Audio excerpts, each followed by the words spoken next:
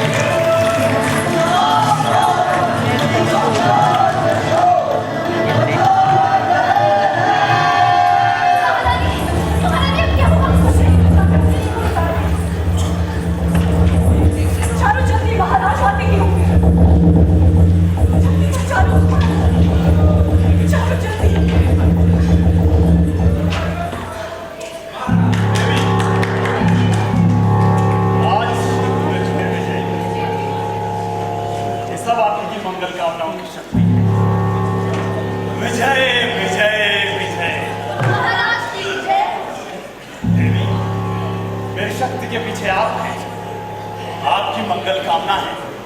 चारुमित्रा, देवी पर पुष्पों की वर्षा की जाए। अरे ये क्या नृत्य, संग्राम भूमि में रंगभूमि। चारुमित्रा, मेरे युद्ध क्षेत्र में केवल भैरवी का नृत्य होगा, चारुमित्रा का नहीं। और उस भैरवी नृत्य में भी तलवारों का संगीत होगा, टुकड़ों का नहीं।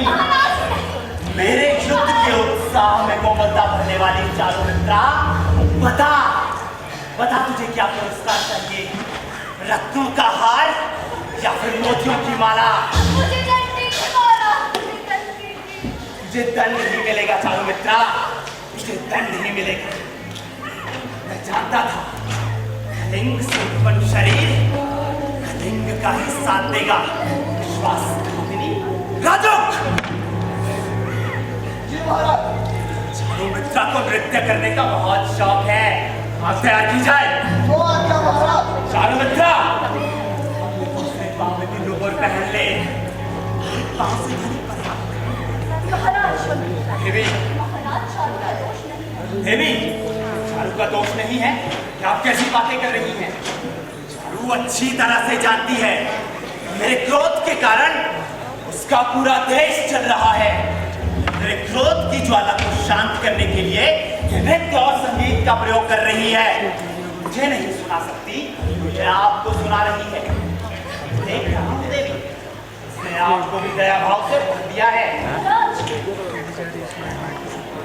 तो स्त्री का स्वाभाविक है। चारू क्या मुझे लगा? चारू आपके वियोग की क्षणों को काटने का मुझे साधारण सा उपाय नहीं। चारू जाकर नृत्य करेंगे। क्या तुमने उसे आज्ञा दी थी? युद्ध के भयानक क्षण में एक स्त्री के एकाकी हृदय के लिए क्या सहारा है? चित्रकला, यही तो है। चारू अपनी ओर से यहाँ नहीं आई। क्षमा कर दीजिए। सम्राट अशोक ने अपराध करने पर किसी को भी क्षमा नहीं किया। जा, आज तुझे क्षमा करता हूं, मगर याद रहे तेरा ये नृत्य मगध की विजय के लिए हो, वरना अपने इस नृत्य को कलिंग के कटते हुए वीरों के रुंडों और मुंडों के लिए रहने देना। राजुक, आप तैयार हो गई? साहब, मैं उन सभी कायरों को शीतल करो जो आज युद्ध भूमि से पीछे हटे हैं। और जा चारू, इन संगीत में कायरों को विश्राम दे।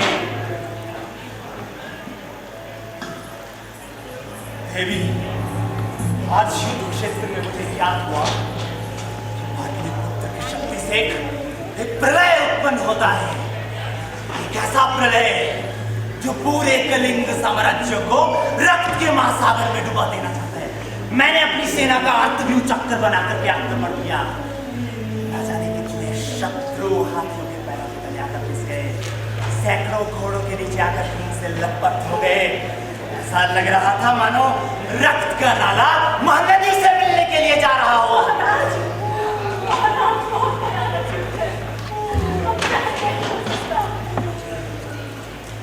देवी, बहुत कोमल हृदय हो, इसलिए मैं नहीं चाहता था तुम पाटलिपुत्र से यहाँ मेरे साथ आओ।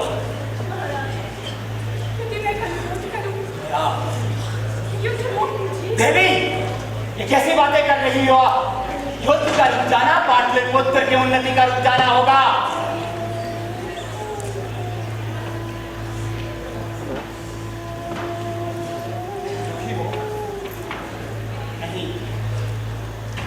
की क्या आवश्यकता? तो किसी के भी दुख में दुखी हो जाती हूँ, और फिर मैं यथाशक्ति तुम्हारे सद्भावों की रक्षा तो करता हूँ। विश्राम? और मैं पितामह चंद्रगुप्त ने अपने 24 वर्ष के शासन में कितना विश्राम किया। तक्षशिला से लेकर मगध तक पृथ्वी का प्रत्येक कणु की आहट से कंपकंपा उठता था। महाराज, लेकिन कलिंग युद्ध ने आपको बहुत उत्तेजित किया। देवी, कलिंग अपने आप को सम्राट समझता है। वो पाटलिपुत्र अपने पुत्र का आधिपत्य नहीं मानता। मैं उसे भी आचार्य उपगुप्त के उपदेशों की भांति ठोकर मारना चाहता हूँ। महाराज, आचार्य उपगुप्त का कलिंग में समांतर नहीं होते। क्यों नहीं? आचार्य उपगुप्त बौद्ध धर्म के सबसे बड़े आचार्य हैं। कलिंग विद्रोहियों का सबसे बड़ा नेता। मैं दोनों का सर्वनाश कर दूंगा।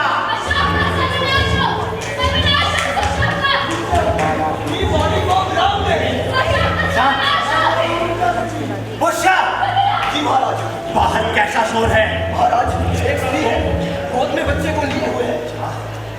उसे शीघ्र भीतर लेकर आओ। जी महाराज। महाराज, मैं पूछूंगी कि वो कौन है? क्यों ऐसी अशुभ बातें अपनी मुंह से निकालती है? अवश्य।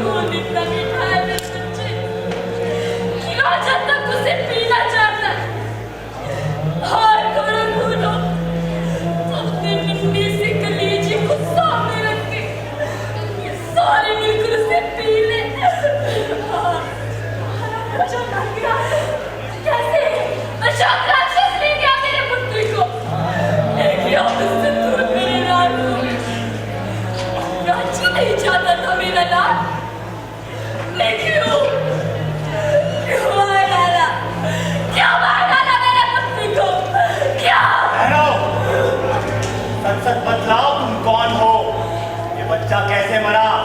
तुम्हारा न्याय होगा।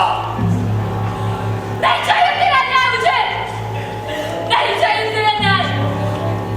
पाटलिपुत्र से न्याय उठ गया, उसके पिता को सैनिकों ने घेर कर मार डाला और जब इसे बचाने लगी, उसके नन्हे से कलीजे में माला घुसेड़ दिया। उसे मार डाला मेरे पुत्र को। मैं उन दुष्टों को दंड दूंगा। उनका भला वीरों के लिए है, शिशुओं के लिए नहीं। महाराज, न्याय होना चाहिए बेचारी स्त्री का। नहीं चाहिए तेरा न्याय मुझे। आओ चक्रवर्ती अशोक, तुम्हें राज तिलक कर अपने पुत्र के रक्त का राज तिलक करके चक्रवर्ती अशोक। पुष्य, स्त्री को ले जाकर शिविरों में अपराधियों की पहचान कराओ और उन अपराधियों को मेरे सामने उपस्थित करना। जाओ। जी महाराज। नहीं जाओगे, नहीं जाओगे। मैं कहता हूँ चलो।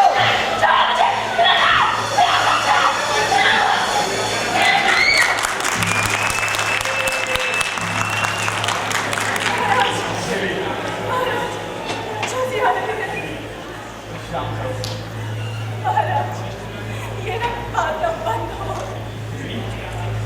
कैसी बातें कर रही हैं आप? एक छोटी सी घटना बढ़ते हुए राज्य की बेल को काटने ये आपका चित्त नहीं है। युद्ध में तो ये सब होता ही रहता है। महाराज, मैं क्या करूं? आप मंगल कामना करें, मगध चिरंजीवी हो। महाराज, मेरे दुख में मगध चिरंजीवी हो।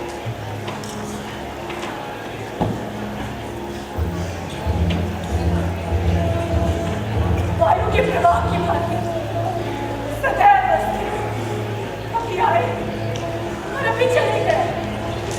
मैं क्या करूं? मैं क्या? ये चित्र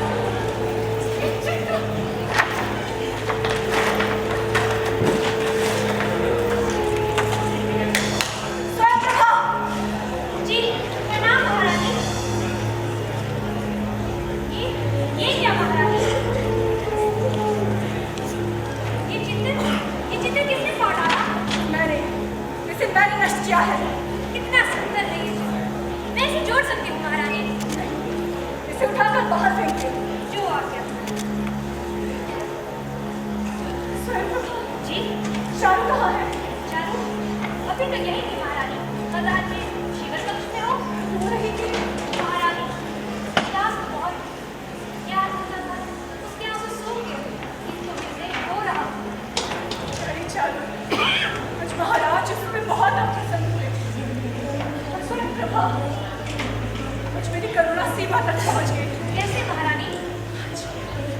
आज एक छोटे से बच्चे को सैनिकों ने मार डाला।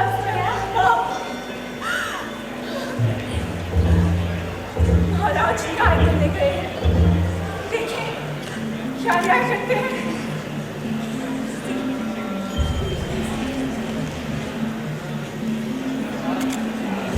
महारानी, लगता है कि आचार्य को कंपनी सो गए। जाकर उन्हें शीघ्र कर दिया। जो आ गया।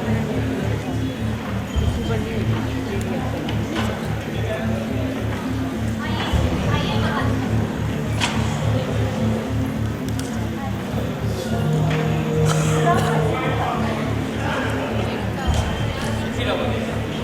क्या महाराज ने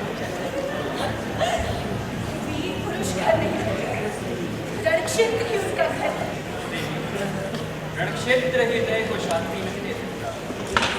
तथागत ने कहा है, सरकार तृष्णा का नाश करो। युद्ध अधिकार लिखता है देवी, इसका अर्थ नहीं है कि युद्ध अब समाप्त हो जाना चाहिए। इस अत्याचार को और सहन नहीं कर सकती। देवी। सत्याचार को कौन सहन कर सकता है? महात्मा, आज मैं रानी न होकर एक साधारण स्त्री होती तो किसी प्रकार आत्म को बलिदान कर महाराज के मन की दिशा बदल देती। देवी, शांत। जब तक मनुष्य आर्य सत्य से परिचित नहीं होता, उसे दुख उठाना ही पड़ता है। मैं सभी बंधनों से लौकिक और अलौकिक मुक्त हो गया। देवी, अनेक के लाभ के लिए विचरण करो, अनेक के हित के लिए विचरण करो, संसार के प्रति करुणा के लिए विचरण करो, देवताओं और मनुष्य के कल्याण के लिए विचरण करो। मुझे विश्वास है देवी, महाराज इस धर्म शिक्षा को अपनाकर इस संसार का कल्याण करेंगे। मुझे विश्वास नहीं होता महात्मा। समय की प्रतीक्षा करो देवी, महाराज में परिवर्तन होगा। विज्ञान प्राप्ति में प्रयत्नशील, राज्य प्राप्ति में नहीं। क्या नंबर है राज्य क्षण भर। आपके उपदेश सुनकर हृदय को शांति मिलती। शांति लाभ करो देवी, यही पथ निर्माण करो। अच्छा देवी, अब मैं जाऊँ? मैं अपने हाथ में सुना। महात्मा, आपसे एक प्रार्थना करना चाहूँ। आज महाराज चारों के साथ विश्वास किया, बहुत दुखी थी। कृपया आप उससे मिलने जाइए। ठीक है, मैं उससे मिलता जाऊँगा। उसे शांति और संतोष देकर फिर चला जाऊँगा। आपकी सेवा में मधुकरी रानी ने मुझे विशेष हर्ष। ही रहो देवी।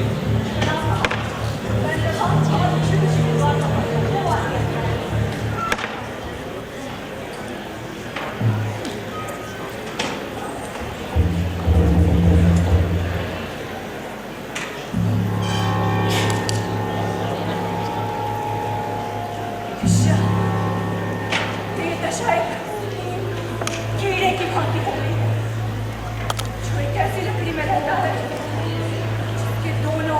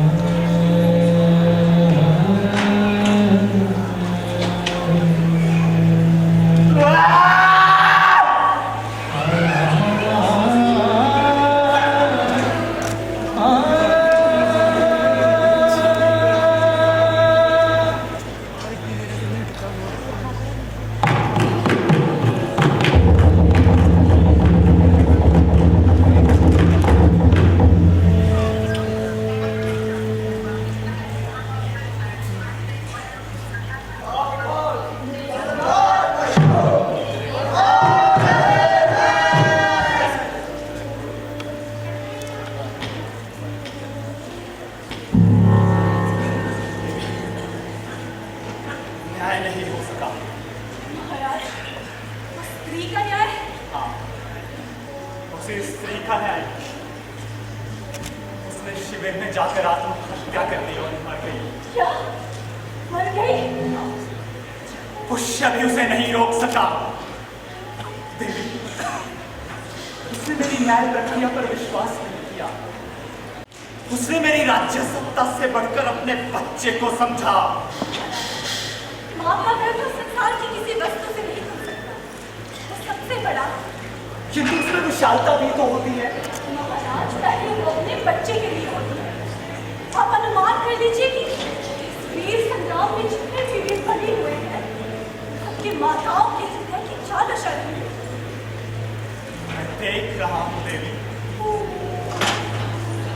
आज एक बच्चे की जननी ने मेरे पूरे साम्राज्य को तुच्छ साबित कर दिया है। आज तो आर्यवर्त के सबसे बड़े वीर हैं। आज शिविर में जाने पर ज्ञात हुआ 1 लाख वीर मारे जा चुके हैं। 3 लाख वीर घायल हो चुके हैं। देवी, उन सबकी माताओं के हृदय की क्या अवस्था होगी? 4 लाख वीर संग्राम के बने हुए हैं।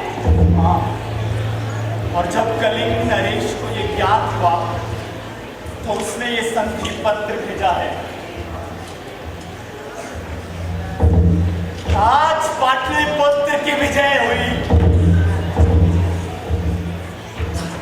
रतु देवी, स्त्री की आत्महत्या ने मेरा ध्यान संग्राम में बलि हुए वीरों की माताओं की ओर आकर्षित कर दिया है। आज जैसे पाटलिपुत्र की विजय में उल्लास के बदले एक अभिशाप तड़प रहा हो।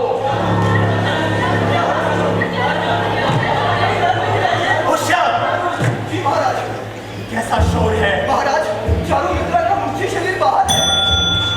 इन्हें तलवार का गहरा घाव लगा है। इसे शीघ्र भीतर लेकर आओ। जी महाराज।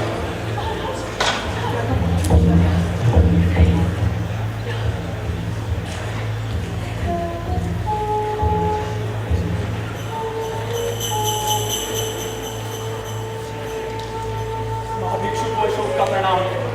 महात्मन, ये क्या? चारू, चारू, देवी, चारू। शांत हो। महाराज, ये चारुमित्रा की स्वामी भक्ति का प्रमाण है। स्वामी भक्ति? कैसी स्वामी भक्ति महात्मन? क्या भी जीवित है चारू?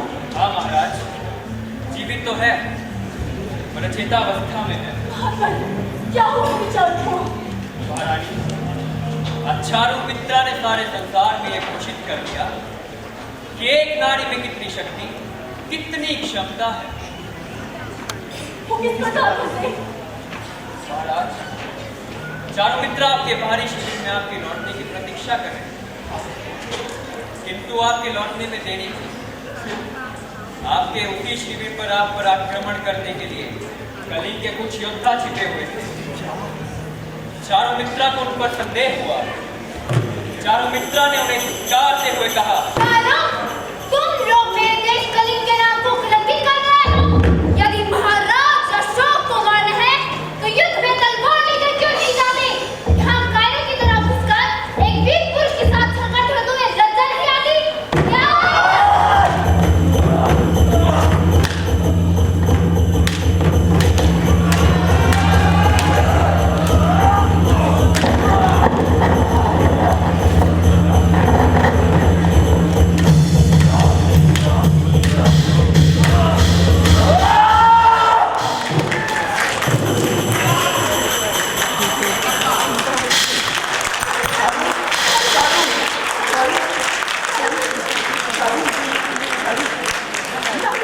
महाराज, देखिए ना मेरी चारू। महाराज, तुम अमर हो चारू, तुम धन्य हो चारू। चारू, देखिए ना महाराज, मेरी चारू, चारू, चारू, चारू, चारू। देवी, देवी, तुम अधीर मत हो। चारू ने जो किया वो नारी जाति के इतिहास में स्वर्ण अक्षरों में लिखा जाएगा। और सुनो देवी, आज से इस अशोक ने, इस अत्याचारी अशोक ने युद्ध को सदैव के लिए छोड़ दिया। जहां बुद्ध है वहां युद्ध नहीं। जहाँ युद्ध है वहाँ बुद्ध नहीं। सम्राट अशोक की महाभिक्षु, आज से मैं हिंसा किसी रूप में नहीं करूंगा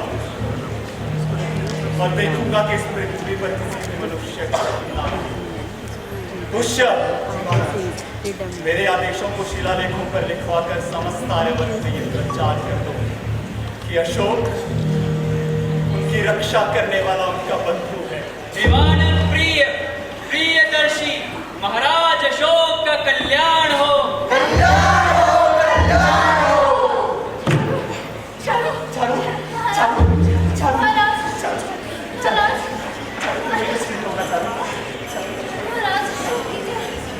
महाराज चारू तू ठीक हो जाएगी। चारू, महाराज चारू, महाराज क्षमा चाहती चारू, महाराज आपकी आज्ञा थी कि मैं मगध की ओर से तलवारों के साथ में नृत्य सीखूं।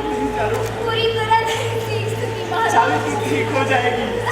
तू पाटलिपुत्र की शोभा है, तू उसके गौरव की विभूति है। चारू तू ठीक हो जाएगी। महाराज आपके अंगारों पर नाचने का अवसर तो आपने नहीं दिया, नहीं चारू, किंतु मैं आप पर अपने नहीं चारू, दे रखने का अवसर आपसे मांग रही हूँ। महाराज ठीक हो जाएगी, ठीक हो जाएगी। नहीं महारानी, महाराज अशोक की जय। चारू मित्रा की चारू मित्रा की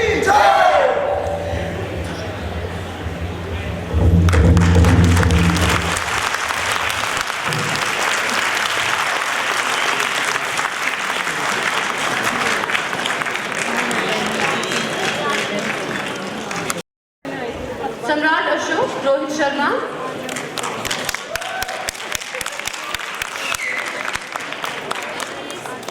देशी रक्षिता याशिका।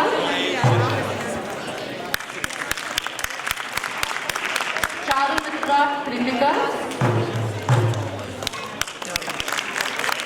उपगुप्त क्षितिज। श्री भानुप्रिया। स्वयं प्रभा मनस्वी।